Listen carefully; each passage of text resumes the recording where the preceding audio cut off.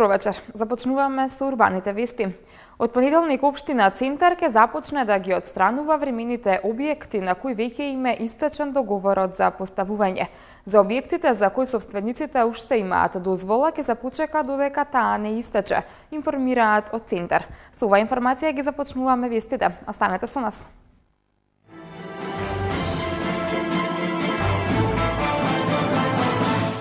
Активности за одбележување на светскиот ден на Даунов синдром. Штитениците од Заводот за рехабилитација во еколошка акција. Избрани фирмите што ќе ги изработат идејните и основни проекти за куќите во новата населба Јака.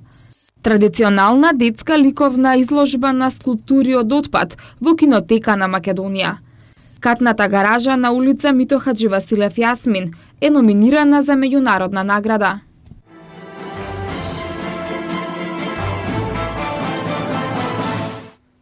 Во пресред на пролетта, штитениците од Заводот за рехабилитација денеска организираа еколошка акција "Пријатели на природата".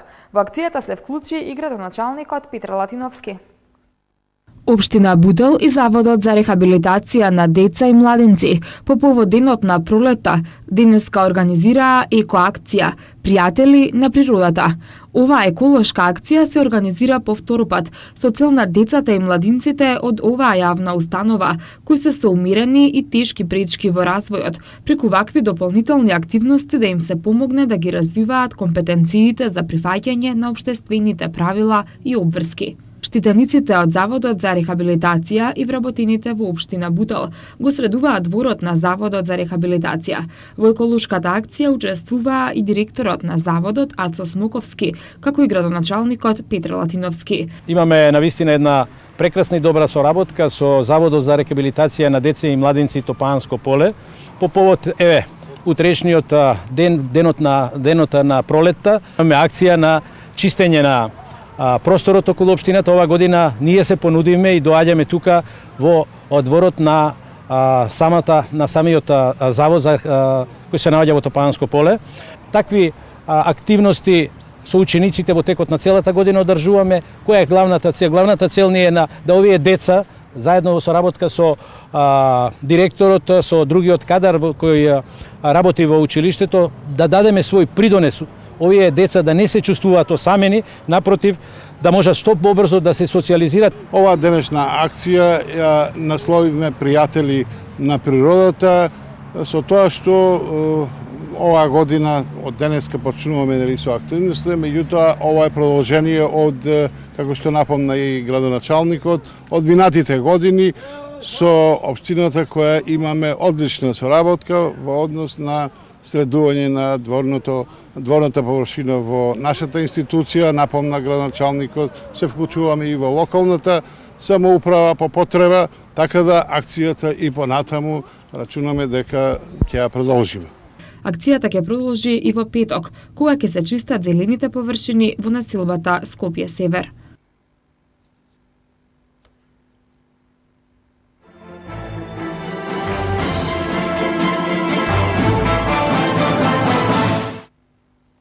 Центарот за Даунов синдром утре од 12 до 12:30 часот организира прошетка од Министерството за труд и социјална политика до плоштадот Македонија, каде сите кои ќе дојдат ќе имаат можност да купат книга од издавачката куќа Матица Македонска.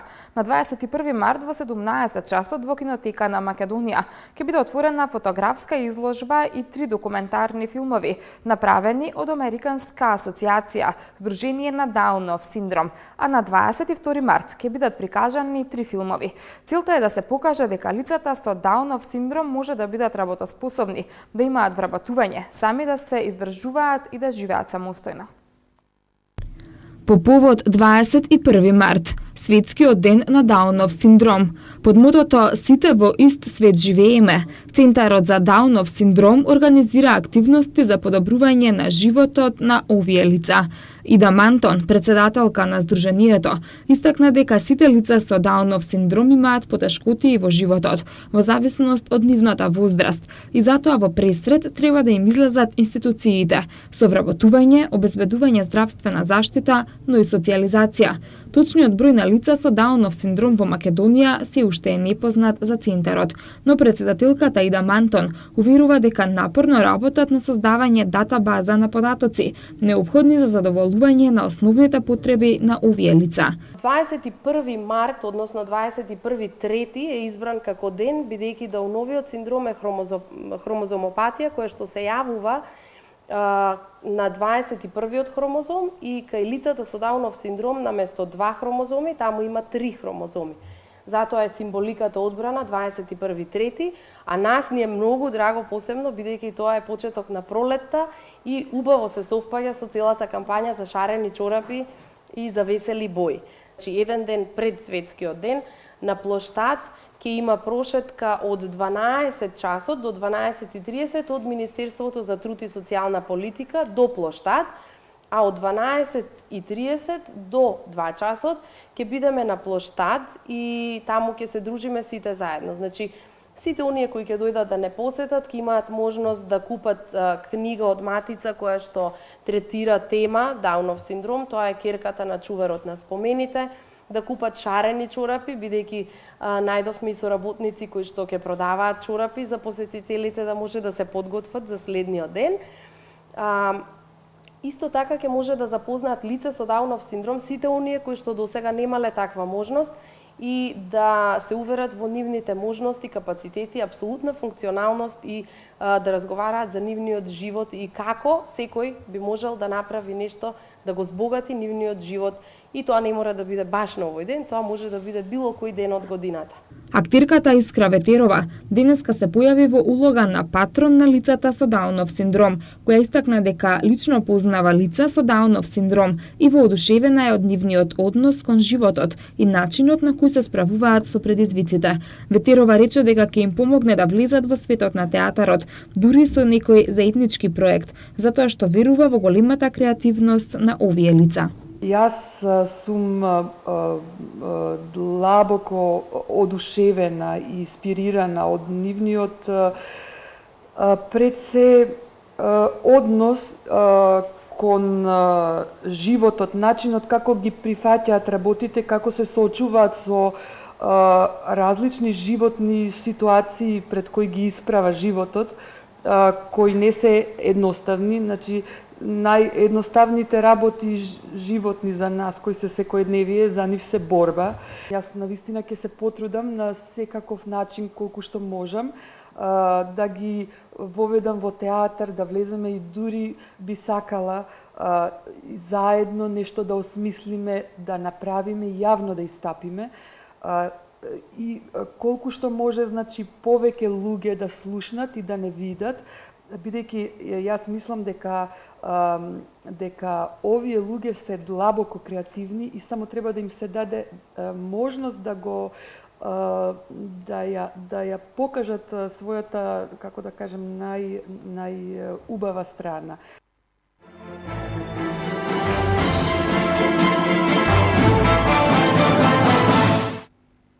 Во кинотека на Македонија денеска традиционално се одржа изложба на скулптури од отпад кои се изработени од ученици од повеќе скопски основни училишта. Организатор на настанот е Еуро Екопак ДОО во соработка со Детскиот ликовен центар, а оваа година се одржува под мотото Творам, креирам и рециклирам. Под мотото Творам, креирам, рециклирам, денеска во изложбениот простор во кинотеката на Македонија се одржа традиционалната манифестација изложба на скулптури од отпад, изработени од ученици од основните скопски училишта.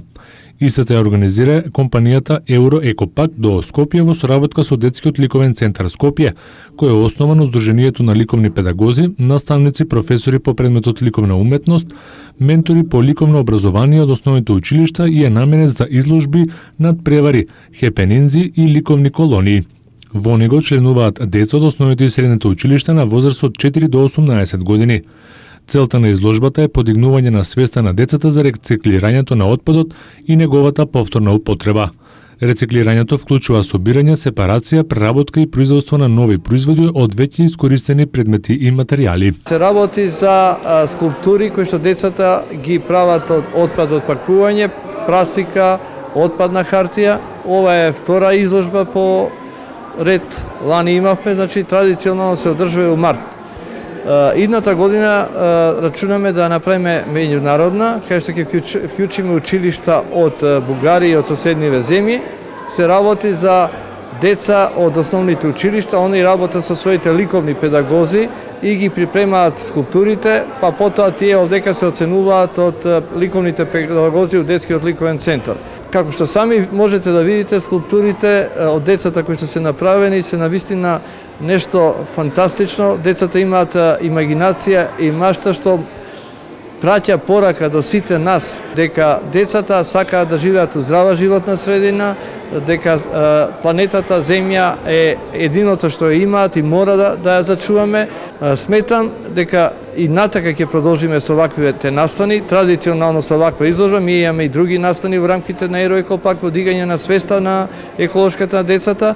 Меѓутоа, све повеќе доаѓаме до сознанието дека децата навистина имаат еколошка свест, они сакаат да работат на темата на екологијата и пораките што ни ги праќаат до сите нас е дека ние треба да го следиме нивниот пример и сите тие инвестиции, сите овие настани водат кон тоа да оваа генерација го има потенцијалот да прерасне во генерација која што ќе може да се решава со сите проблеми во животната средина и во државата. Многу со големо задоволство детскиот ликовен центар соработува со Ероекопак по втор пат оваа година. Изложба која што има прераснува во се поголем квалитет. Детските творби имаат квалитет и како во групно, така и во индивидуално учество. И се надеваме дека следната година уште повеќе ќе се афирмира оваа изложба и ќе прерасне во меѓународен карактер. Ова изложба представува креативен начин на изразување на децата преку нивните скулптури од отпад од пакување. Интересот е навистина голем, присутни се 100 училишта и направени се околу 150 скулптури и од година во година бројот е се поголем. Ајде бежец. Употребивме пластични шишиња, лепак од брашно и вода и тоа. Не учиме во училиштето Свети Кирил и Методи. Па проектов ни одзема неколку месеци и се што ни беше потребно за да направиме една ваква скулптура како што беше нашата скулптура Бунар, беа неколку отпадни материјали како што беа најлонски кеси, стари неупотребливи цедиња, картони, хартија и се разбира еден прекрасен тим кој стоеше за сето тоа, кој целосно беше посветен на својата работа и целата своја енергија во текот на тие неколку месеци ја фокусираше и ја насочуваше кон реализацијата на овој проект.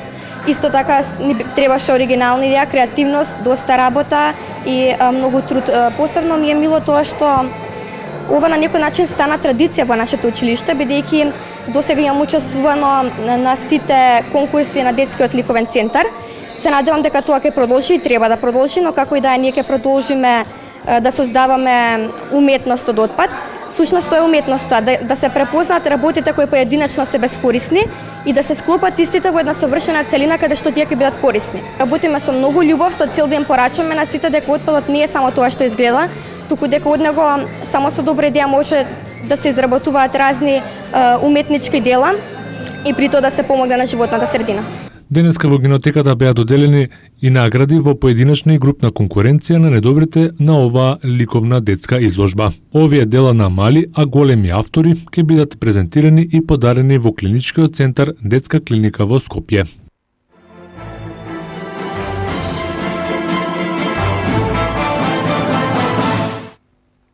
Општината Илинден ги избра фирмите што ќе ги изработат идејните и основни проекти за куќите во новата населба Јака.